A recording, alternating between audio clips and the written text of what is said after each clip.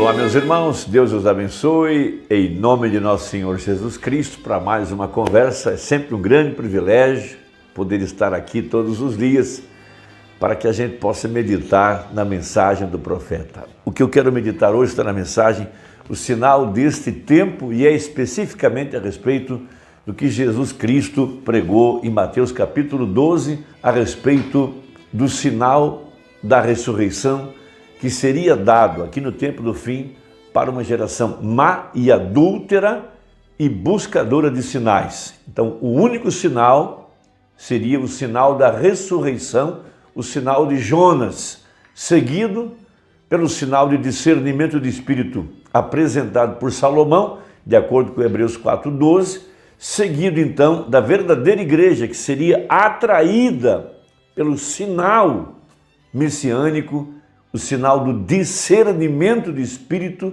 que é o sinal profético, o conhecimento dos mistérios do coração, e veja, por conseguinte, o sinal messiânico, aquele mesmo sinal que a mulher samaritana alcançou quando ela foi buscar água no poço. Ali estava Jesus Cristo, o Filho do Homem, exercitando o mesmo sinal que foi apresentado para Sara.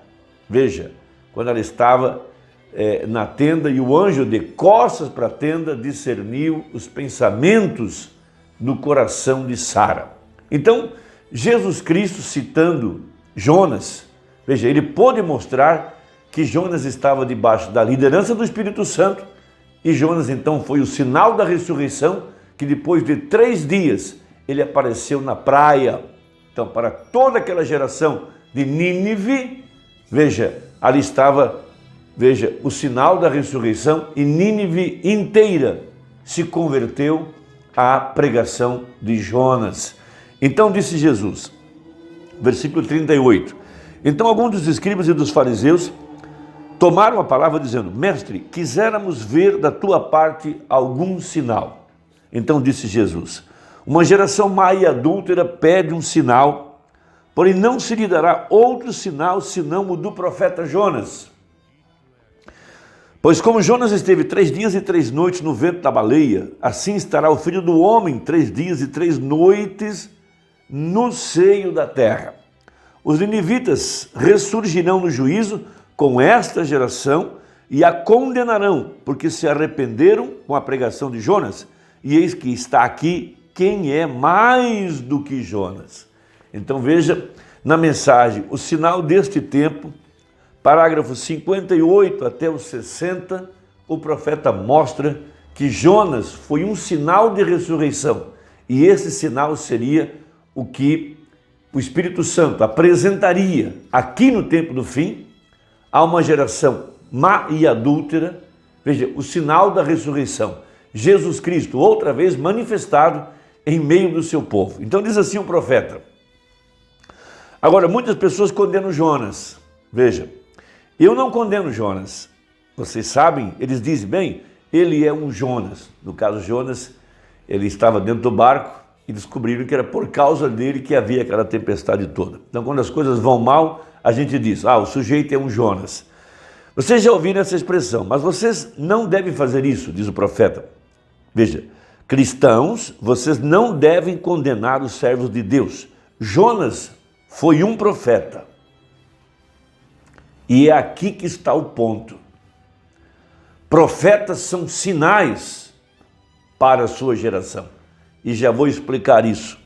Veja, vamos lembrar, profetas são sinais. Veja, porque uma parte do mistério está interpretado na vida do profeta, e é o que as pessoas têm dificuldade em enxergar. Ele não estava fora da vontade de Deus, ele fez exatamente o que tinha que ser feito. Irmão, só um profeta para revelar isso. Veja, ele devia fazer aquilo como um sinal. Tudo acontece não apenas por acontecer, acontece por um sinal. Certa vez um profeta teve que se casar com uma prostituta, ter filhos com ela. Um outro deitou de um só lado por 340 dias, então deitou do outro lado. Veja, o outro tirou suas roupas, e tudo isso foi feito como um sinal. Vejam. E Jonas teve que fazer aquilo como sinal. Recordem, Abraão teve que se casar com Agar contra a sua própria vontade. Quando Sara deu a sua serva, mas ele a recusou, porém Deus apareceu para ele e disse: escute, Sara, porque a livre não será herdeira com a escrava. Veja, ela tinha que expulsar a criança. O que foi aquilo? Um sinal. Tudo isso são sinais. Deus faz coisas como sinais. E Jonas foi um sinal. Agora, se vocês observarem, Jesus se refere a isso aqui: uma ímpia e perversa e adúltera geração pede um sinal, e eles o terão.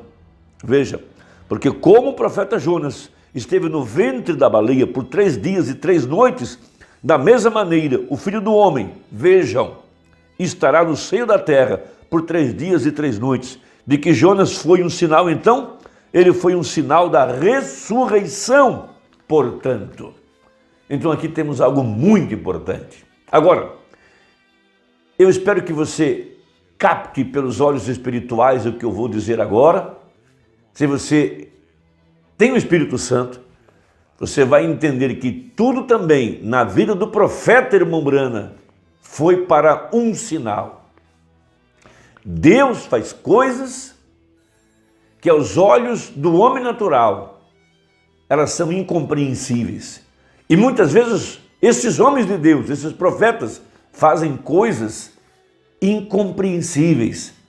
Mas Deus está fazendo aquilo para um sinal, porque uma parte da verdade é a pregação. A outra parte está interpretada na vida do profeta. Por isso nós temos aquela experiência quando o profeta também não obedeceu ao Espírito Santo. Veja, e recusou-se ir pregar entre os pentecostais no início do seu ministério, a exemplo de Jonas, que Deus o mandou para Nínive, ele foi para Tarsis. O profeta, ao contrário de ouvir a voz de Deus, ele seguiu a voz da sogra. Então Deus teve que tratar com o seu profeta, mandou uma tempestade, inundou toda a cidade. Veja, aquilo trouxe morte para muitas pessoas, uma cidade quase veio abaixo. Sua esposa se enfermou com pneumonia, sua criança estava no hospital. E ele então, como um homem dedicado, um homem valoroso, um homem corajoso, um herói, estava tentando salvar pessoas por causa das cheias. E ele estava atravessando uma certa correnteza. E a embarcação, o motor falhou. E ele estava vendo sua própria vida chegar ao fim por causa da velocidade da água, da correnteza. Lá estava um sinal. Jonas, dentro do barco, toda aquela tempestade veio por causa dele. Veja, pessoas estavam sofrendo. E foi quando então ele fez uma oração, confessando sua falha e prometendo a Deus que ele iria seguir a comissão. Jonas, dentro do barco, aqui em nossos dias, veja, uma geração má e adúltera pede um sinal, mas nenhum sinal lhe será dado, a não ser o sinal do profeta Jonas. Veja, 3 dias, Lutero, 1º dia, Wesley, 2º dia, Pentecostes, 3º dia. Então aparece agora Jesus Cristo ressuscitado, através do seu corpo, que é a igreja, para manifestar Hebreus 4:12. A palavra de Deus é viva e eficaz, e ela discerne os pensamentos do coração. Veja, então em nossa leitura, Jesus segue nessa mesma visão. Ele fala de Jonas, mas em seguida ele fala do sinal de Salomão. Veja, o dom de discernir pela palavra. Veja, o que foi o ministério do irmão Brana? Discernimento de espírito, conhecendo os mistérios do coração, para atrair a igreja, para poder ouvir a palavra. Então temos, veja, a rainha do meio-dia se levantará no dia do juízo com esta geração e a condenará, porque veio dos confins da terra para ouvir a sabedoria de Salomão. Veja, a noiva sendo atraída pela primeira etapa, a segunda etapa, mas atraída para a terceira, para ouvir a abertura da palavra. Veja, a verdadeira igreja que estará sentada no trono junto com o rei, julgando essa geração má e adúltera por ter rejeitado a palavra. Essa que é a verdade. Veja, e quando o Espírito, ou melhor, somente até aqui, e esse que está aqui, quem é mais do que Salomão? Então o profeta, no parágrafo 69 dessa mensagem, o sinal deste tempo, falando do sinal da ressurreição, ele diz assim: agora, Deus, nesses últimos dias, prometeu que ele mostraria a essa geração perversa e adúltera o sinal da sua ressurreição, que ele não está morto, ele está vivo, e ele cumpre cada palavra, e ele a faz viva através de vocês, um pouco que o mundo não me verá mais. Jesus disse, mas vós me vereis.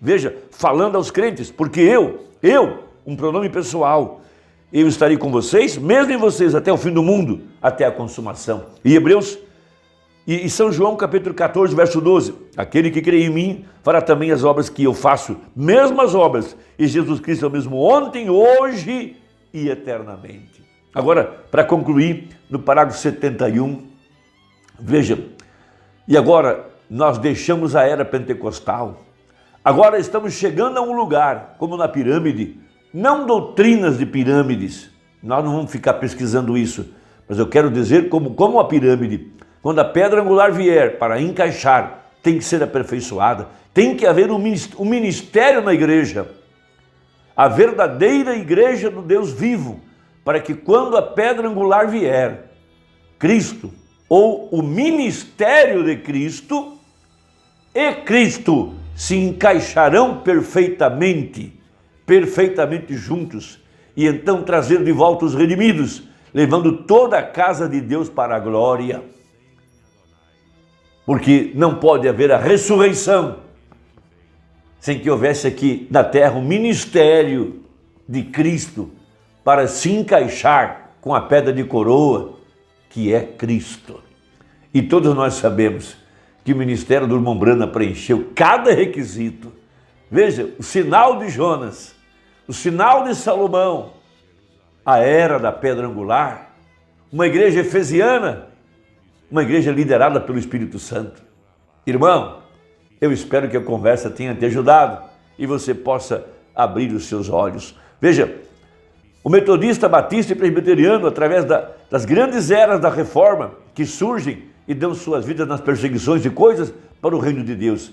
Mas essa pedra está vindo, sim senhor, e isso certamente virá, Deus a enviará, e essa pedra encaixará toda a construção junta sobre isso, vem? E agora vemos esses sinais, assim como vemos o ministério de Cristo começando a estreitar agora, para o ministério completo de Cristo, na plenitude do Espírito Santo.